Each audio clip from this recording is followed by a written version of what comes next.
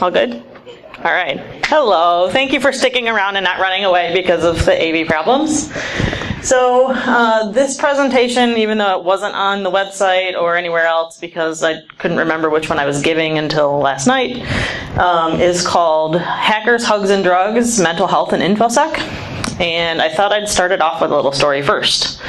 So about 7 years ago, I was married, 2 kids at the time, now I have 3, living in a super shitty house in the middle of nowhere in northern Ohio. My youngest son was about 1. My oldest at the time was 7. Our roof leaked. The guy I was married to at the time was just a complete and utter slob.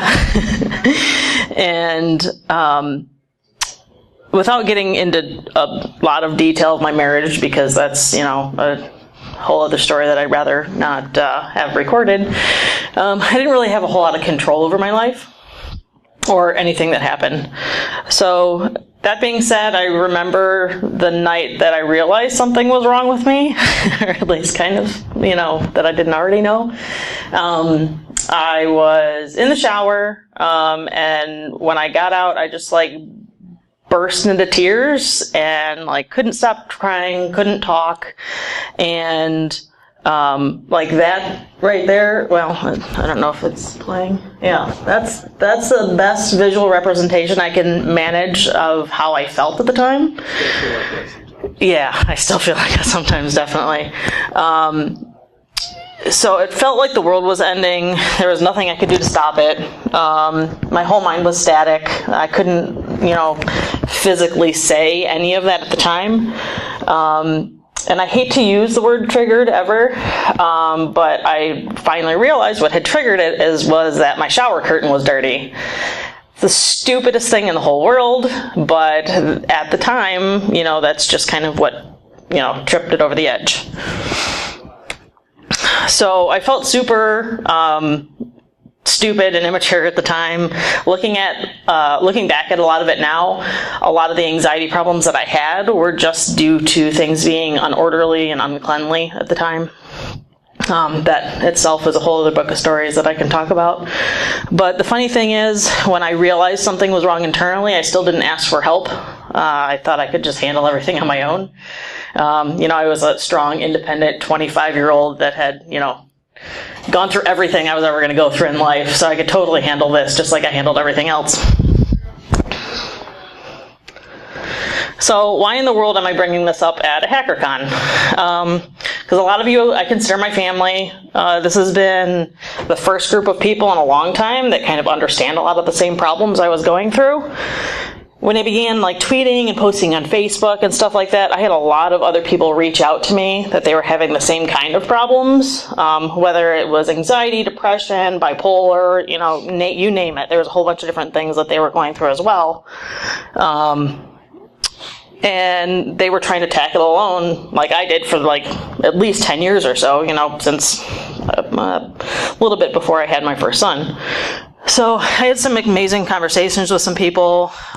They're super smart, personable people that you would never think anything was wrong with them, because they're the first ones to crack jokes, so, always super pleasant. They're never going to let you see that side of them.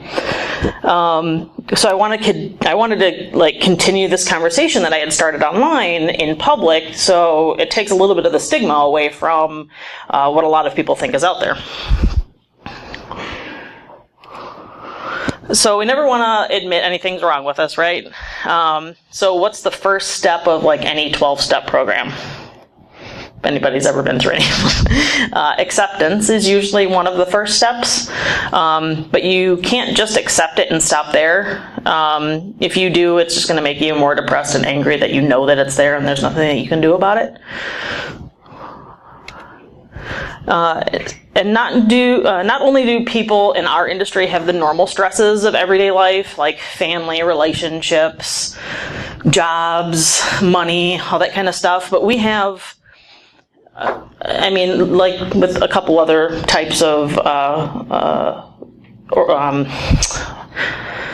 careers that I can think of, we have a little bit more stress on top of that. Some people do IR for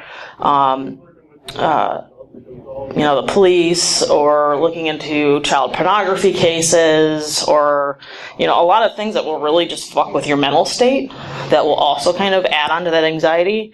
And not only is this our job, but this is our passion. This is why we're here. We put more time into it than we do pretty much anything else, right? Because we're, it's our 9 to 5 or 8 to 8 job sometimes. And we also come here. We spend our weekends with people that we like, doing something that we're super passionate about. We spend time on research, learning, teaching.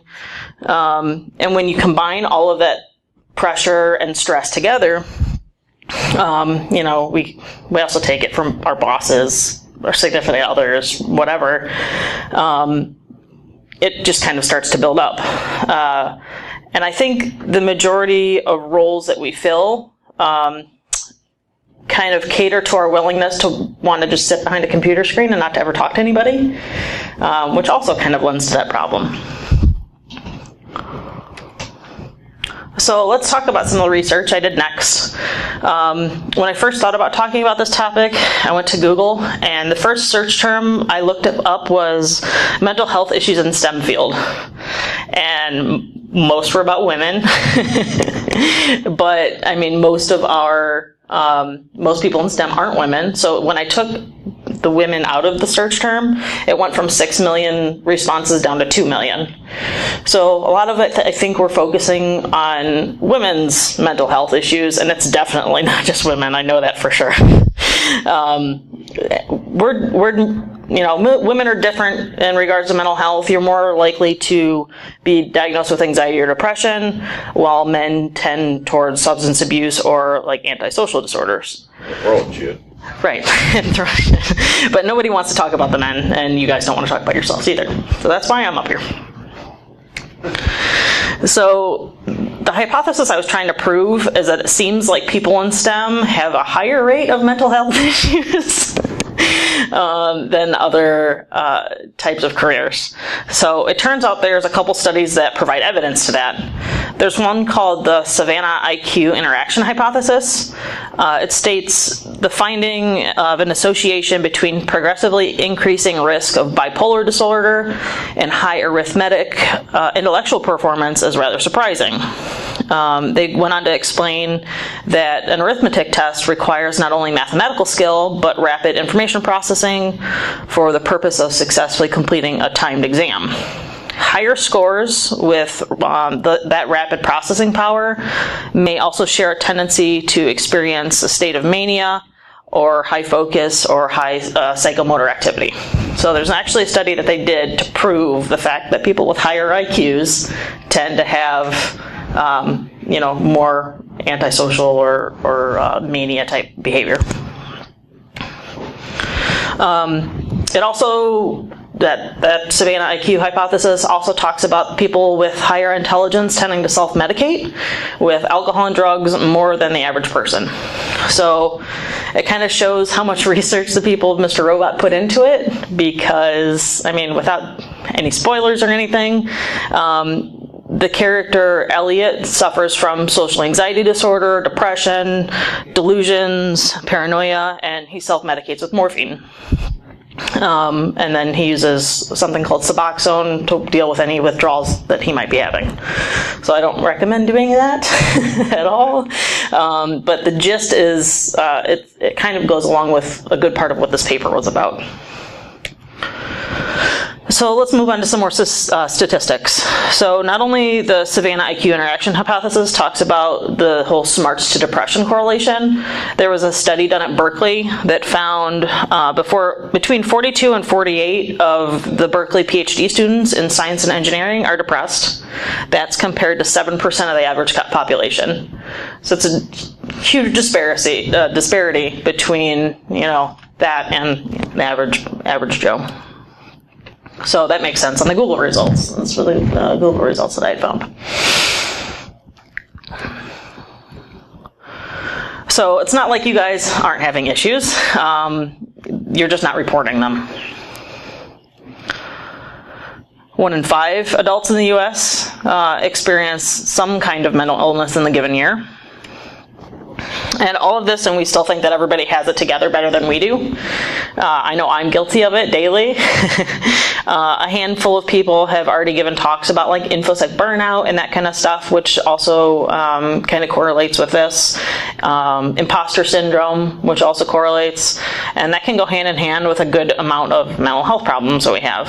Imposter syndrome is the feeling that you really shouldn't be doing what you're doing because you don't have the time put in, you don't have the knowledge required, any of that kind of stuff.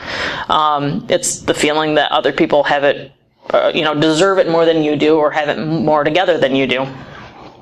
A lot of times that's how we see ourselves when we think of suicide or when we are having anxiety attacks. You feel like you're drowning while everybody else has their shit together. So I know I can think of a good amount of people that have talked me through situations like this, and all the times that I've been limited because of, when my brain wants to go in some crazy direction. I also found that the U.S. Preventative Services Task Force recommends that all adults be screened for depression, which kind of amazed me. That's astounding to think of. When I read that, my mind went in a million different directions, like, everybody or just U.S. citizens? Is it because of first world problems? Is it because of our diet, government, whatever? In the grand scheme of things, we don't really have things that bad. If you look, outside of our little bubble, but it doesn't matter. None of that matters when you're like huddled in a corner, unable to move. So I'm going to dive into the different types of mental health disorders, and I'm definitely going to have to read some of like the characteristics off my screen because I can't remember. There's a whole lot of them. We're not going to cover everything. That'll take all day. There's a lot of different mental health problems out there that are possible. I'll just cover some of the more common ones that we see. When I talk about the symptoms of these, pay attention. They don't just include the shit that goes inside your brain, but there's also a lot of physical problems that manifest themselves as well. So first, there's social anxiety disorder. I think probably 90% of us have this, or at least it seems so sometimes. Some common symptoms are fear of situations in which you may be judged, worrying about embarrassing or humiliating yourself, and concern that you'll offend somebody. They also have intense fear of interacting or talking with strangers, fear of physical symptoms that might cause you embarrassment, like blushing, sweating, trembling, having a shaky voice. Things like avoiding doing things or speaking to people because of fear of embarrassment. You avoid situations where you might be the center of attention, like standing up on stage, so I never know how I get up here every time. You can have anxiety in anticipation of an event that you've signed up for. Spending time, I do this one a lot, after a social situation, constantly analyzing your performance and conversations that you had over and over and over, and identifying flaws in those interactions, and expecting the worst possible consequences from a negative experience in a social setting. So you might say to yourself that these type of things happen every now and then, but a lot of these mental health issues, it's when it happens more than not. It specifies their intense fears, not just, I kind of don't like that. They're intense fears that manifest themselves and you think about constantly. So I know I'm not a doctor, but if you experience any of this or the stuff I'm going to talk about, and you haven't gotten help, I'll talk about how to do that later too. Other things about anxiety, you might avoid things like going to public restrooms, eating in public. I had a friend that would go out and eat in her car every day at lunch because she couldn't stand the thought of anybody watching her chew. So she was never able to eat in public anywhere. Interacting with strangers, making eye contact directly with anybody that you're speaking to, initiating conversations. Dating is very hard when you have issues with social anxiety. Going to work or school, entering a room in which people are already seated. Like if you if someone were to come in here and say, oh my God, she's already started, and they just nope out, they're out of here. They're not going to come in and sit down because of the fear of attention being drawn to them as they come in. I don't know how many relationships I've ruined because of anxiety and panic attacks. And I don't just mean like romantic relationships. I mean friendships, business relationships, all that kind of stuff. Anything that's more than just a strictly business relationship. I'll overinvest myself in a relationship and then kind of just start pushing people away because in my head it's already over and I've already fucked things up. I'm either being too needy, not needy enough, my jokes are stupid, you know, you name it. And again, this is just me talking. People have different levels of anxiety that they have to deal with and different symptoms and experiences that they've had. But a huge common theme is overthinking and being around people. So next up is a super fun one, is bipolar disorder. I know a handful of people that also struggle with this. And there's two sides of this one. First is the manic part. Some of the symptoms are abnormally upbeat, jumpy, wired, increased activity, energy, agitation, and exaggerated sense of well-being and self-confidence. You'll have a decreased need for sleep, unusual talkativeness, racing thoughts, distractibility. A big one's poor decision making. For example, going on buying sprees, taking sexual risks, making foolish investments with your money. And the second part of bipolar are the characteristics for average depression. So depressed mood, losing interest in all the things that you once held interest in, all the activities and everything that you were doing, you just stopped going to, lots of sleeping, significant weight loss or weight gain, decreased or increase in appetite, that kind of stuff. Fatigue, loss of energy, thinking about or planning suicide. And then we come to borderline personality disorder. It's a mental health disorder that impacts the way you think about yourself and others. It causes problems with functioning in everyday life. So it includes a pattern of unstable relationships, a distorted self-image, extreme emotions and impulse control problems. People with personality disorder will have an intense fear of abandonment, which will really cause issues in any type of relationship. And they'll go to extreme measures to avoid that kind of separation or rejection. They might idolize someone one moment and then suddenly think they're out to get them the next. Rapid changes in self-identity and self-images that include shifting goals and values and either seeing yourself as you don't exist or that you're a bad person. There's periods of stress-related paranoia, a loss of contact with reality, lasting from a few minutes to a few hours. Lots of impulse and risky behavior, gambling, reckless driving, unsafe sex, spending sprees, binge eating, drug abuse, all of the bad things that you probably shouldn't be doing. Suicidal thoughts, which is a common theme throughout lots of mental health. Inappropriate or intense anger also. Depression, that's definitely one of the most talked about mental health issues out there. A lot of people will associate this with just being sad about something in particular as opposed to being depressed, but it's way more than that. According to a recent WHO study, depression is the leading cause of physical illness in the world. And a lot of us already know what some of the symptoms for depression are: sadness, tearfulness, emptiness, hopelessness, angry outbursts, loss of interest, frustration, either insomnia or sleeping too much. Tiredness, lack of energy, I talked about all these already. Slowed thinking, speaking or body movements, which is another physical manifestation. Feelings of worthlessness or guilt, fixating on past failures. So it's great when depression's mixed with anxiety because you're just constantly thinking about how horrible of a person you are all the time.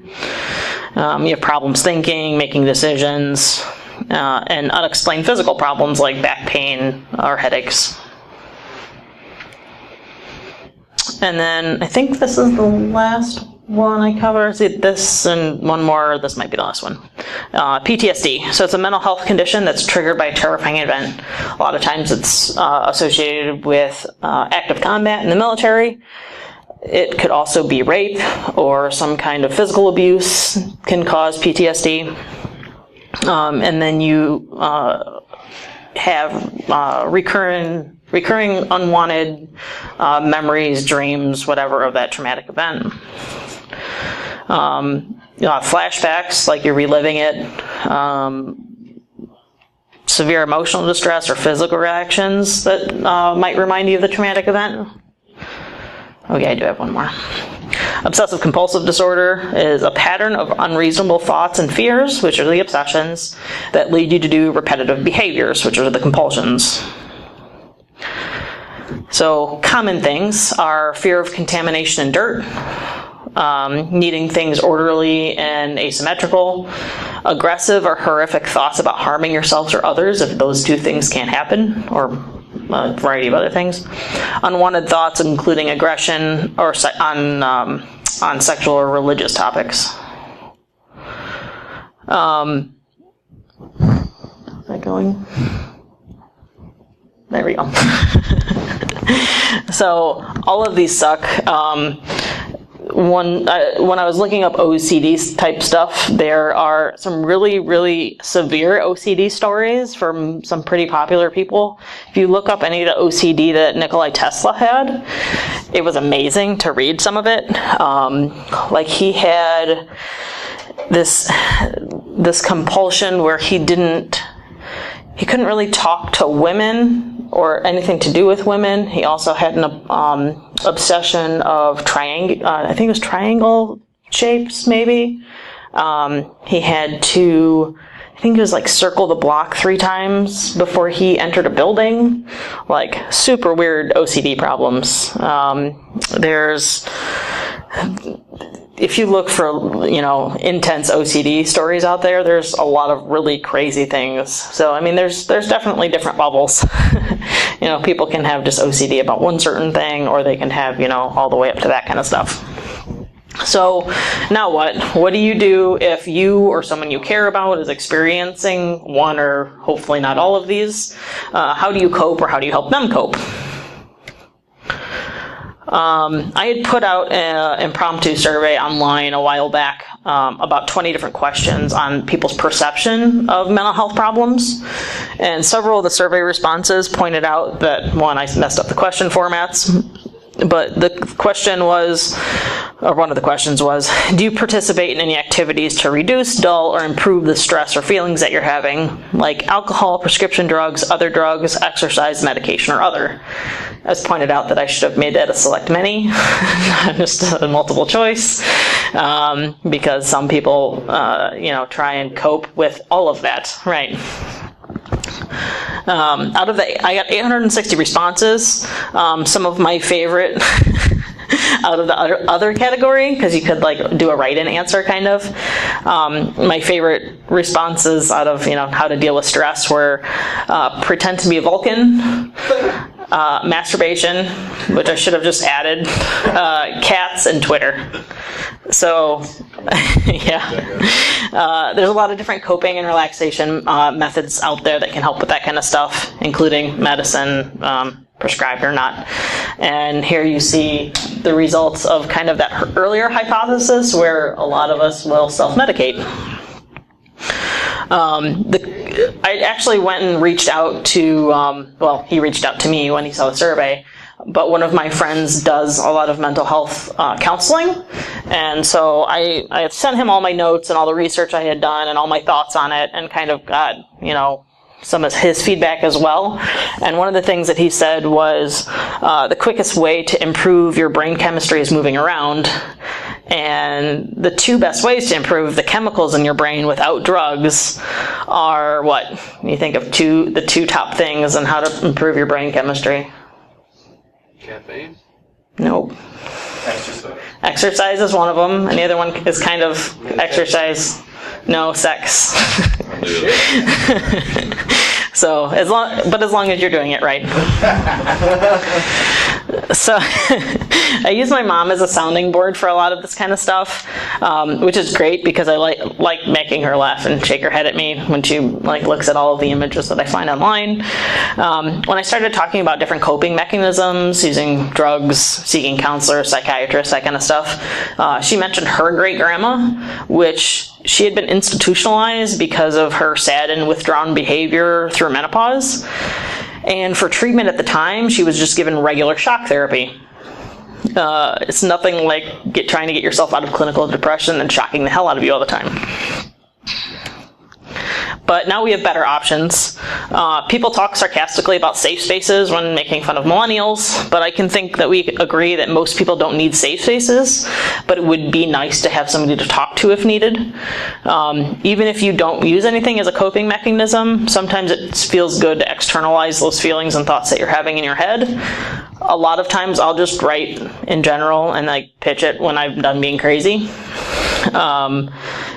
And it's nice to have somebody to talk to without being judged and mocked.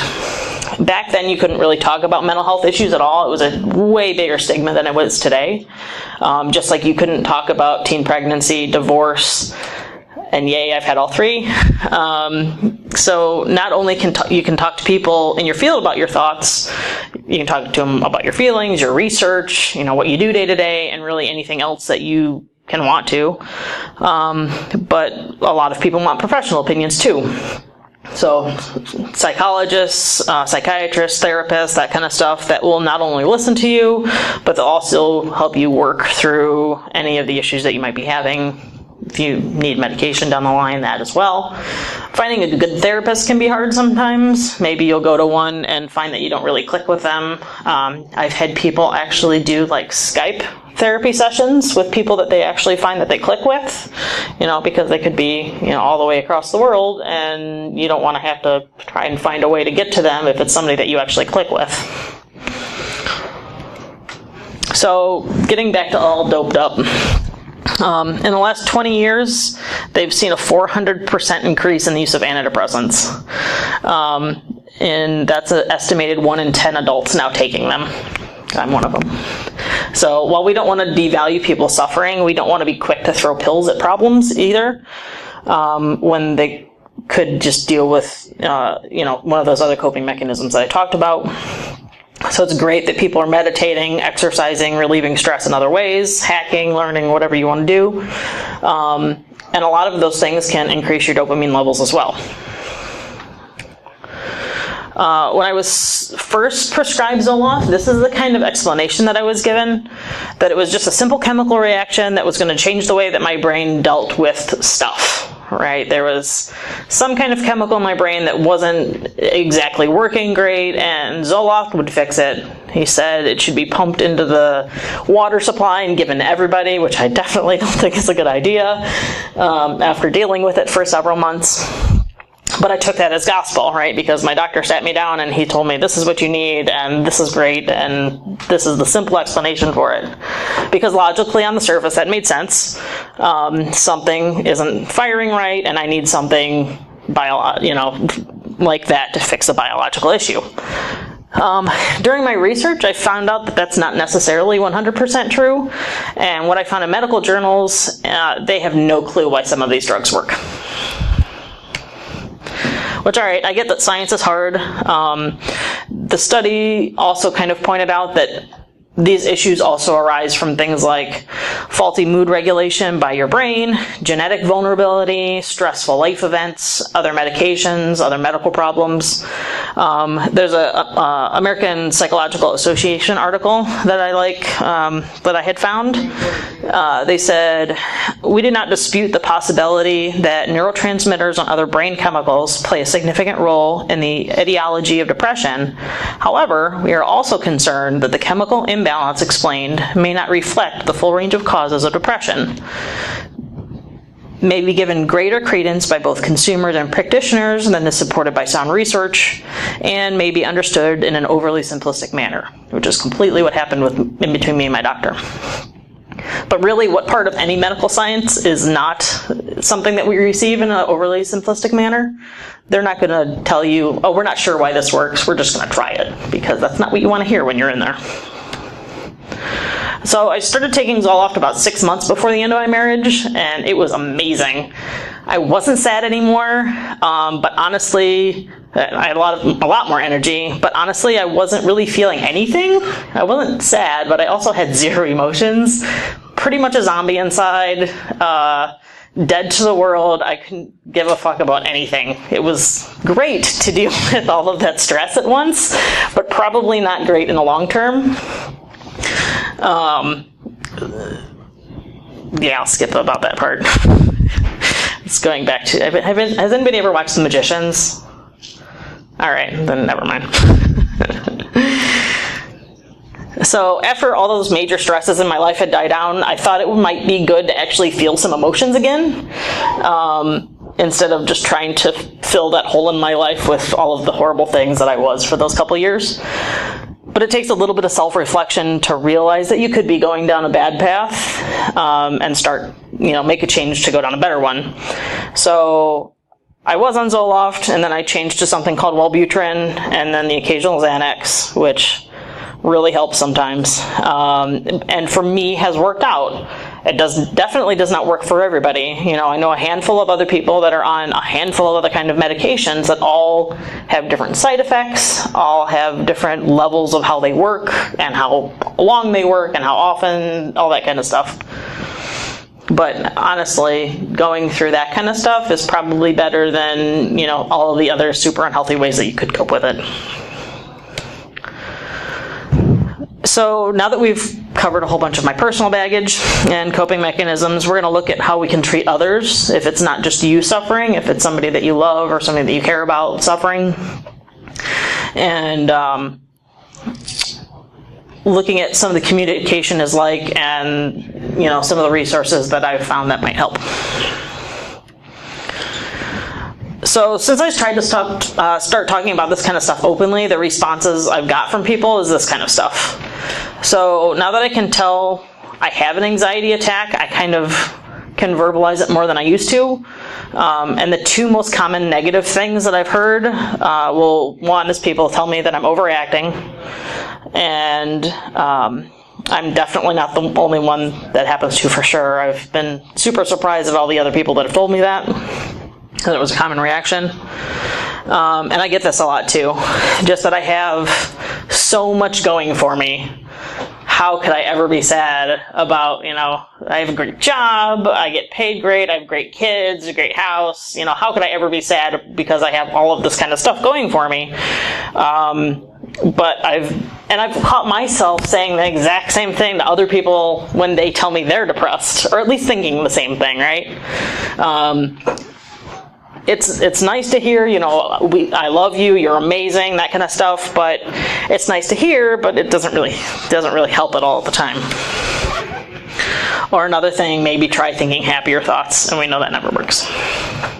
So I only wish that were possible. You can't just will yourself to especially when you might have a chemical imbalance in your brain, to stop doing that. It's not going to work. It can be really easy to put the happy face on the outside, and it just doesn't mean your, inside problems go away. A good amount of mental health issues, like I said, come with their own physical symptoms, even if it's difficult for the everyday person to see. Even sometimes we can't see, or we can't correlate that ourselves. You can't just tell someone to make more of an effort, and I feel like if we treated it like we do physical problems, it might be a little bit better. So here are some of the do-says. Sometimes you just have to listen. If it's somebody that's close to you,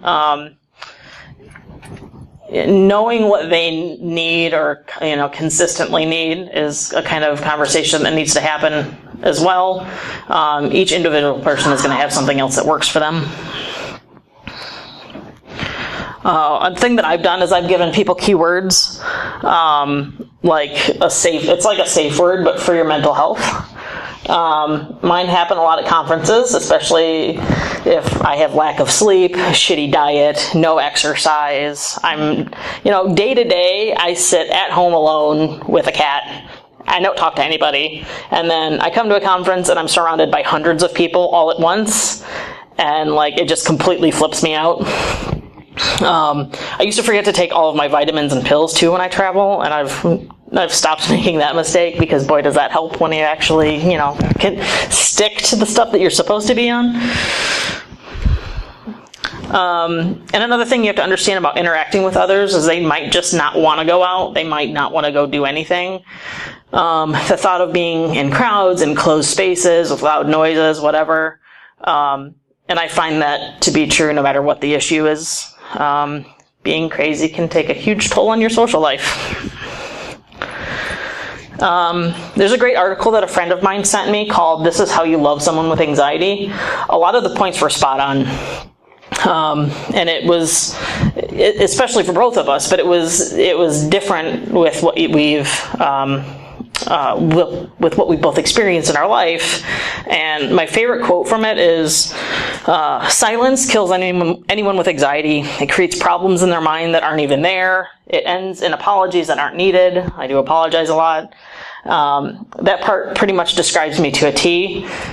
I can make up some hugely wild speculations if I text somebody and they don't text back, which isn't a crazy chick thing. It's with anybody. It would happen all the time at my job. I would think I was doing a horrible job and I was going to get fired every day because I never got a response to the email that I sent out. Another one is the phrase is, "It's okay," or "How can I help?" That can never be used enough. And nothing beats a blanket for it. Not only have I gotten both the positive and negative stories about other people having mental health, but almost everyone I know and have talked to over the last couple of years have surprised me and surprised others every time they've brought up their mental health with others. In a few cases, a lot of them will just think it's their fault, or they've been shamed into them thinking it's their fault. Not only is it difficult to talk about at the beginning, but a lot of other things come into play that make you want to bottle it up and force it inside to go away. And there's a little video that I want to show you next. Oh, there's a website called iRonin that Jason Street put together. It has a lot of mental health mental health coping things and talks and articles and kind of resources that you can use. It's ir0nin.com, and he put that together. And it's also good for if you're just getting into InfoSec. He has a lot of information on there too for that. And I hope my audio works, because this is Mubix. Great guy. Highly recommend watching any of his stuff. Great friend, and he came out with this thing about the same time I was making this talk, which kind of goes along some of the same topics. Maybe. Man. Here. There. Now, every single one of you watching probably has a different definition of what that might be. But I guarantee not a single one of those definitions includes race, creed, color, religion, sexual preference, or anything in between. The hacker community is filled with human beings, people from all walks of life. In our community, like any social community, there are people among us, friends, acquaintances, con buddies that have problems that many of you might not even know they have. We have lost too many of those friends to suicide, drugs, alcohol, depression, and crime. Many of us dove into the world of computers and the internet because it was a place of acceptance. But there's a dark side to this world. It is too easy to disconnect, to miss those markers when all you see is what someone tweets or IMs. You can't see when you hurt, when you cry. There are many ways to help us that need it and are afraid to ask, because one of the biggest biases we still have in our community is showing weakness. But you can let those around you know you care, that you are there for them, and the door is open to talk anytime. But one of the best ways is just to be around each other. Hang out, go to a movie, have a good time, talk about your day. Be a true friend, not just another face in the lobby of a conference. If you wish to join me in this fight, please make a video. Or just tell your friends, your con buddies, or your acquaintances that you just see at that LobbyCon that we are all hacking together. Sweet. I love that video. So my door, my phone, my DMs are always open to talk about anything that's on your mind. There's now specifically a Slack channel for people that want to just like bitch about them being crazy. And I have, those links too if you want them. Let's see here. I'm going to skip through this for the sake of time because none of that's really important. These are some really good nationwide resources if you need them. Some of them you can even like text or chat with online, which is great, especially, if you don't like talking to people on the phone like I do. And then I definitely wanted to finish up with a picture of a puppy because I was told this is a very downer of a talk. But you're definitely not alone. Get help if you need it, and just reach out to people. That's it.